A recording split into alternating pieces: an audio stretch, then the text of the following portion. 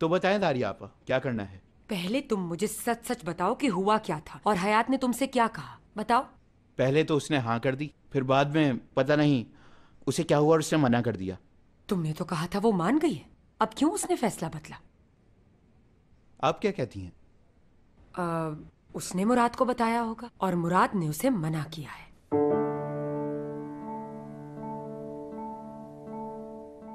क्या तुम इतनी जल्दी हार मान जाओगे? क्या दूसरा ऑप्शन है मेरे पास? तुम हयात और मुराद के दरमियान अलैदगी चाहते हो ना, जैसा तुम मुझे बता चुके हो। बिल्कुल चाहता तो हूँ, लेकिन हम चाहे जो कुछ भी करें वो दोनों एक दूसरे के करीब आ जाते हैं और सब कुछ आपके सामने है। हमने खेल अभी शुरू किया है। मैं मुराद को अच्छी तरह जानती हूँ। हम उसे पागल कर देंगे और वो पूरी तरह से अपने सोचने समझने की सलाहियत खो बैठेगा। और ये सब होगा कैसे?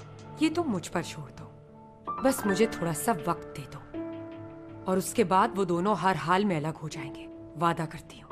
आप कुछ भी करें, मुझे हर हाल में हयात चाहिए और मैं मुराद को भी हारता देखना चाहता हूँ, लेकिन मुझ में ज्यादा सब्र नहीं है।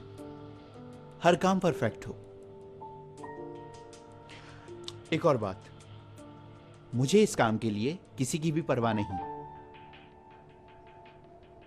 अगर मेरा मकसद पूरा नहीं हुआ तो मैं अपने शेयर्स बेच दूंगा, फिर आप अकेली मुराद के पीछे भागिएगा और जायदाद का छोटा सा हिस्सा लेकर कोने में बैठ जाइएगा। समझ गई होंगी आप?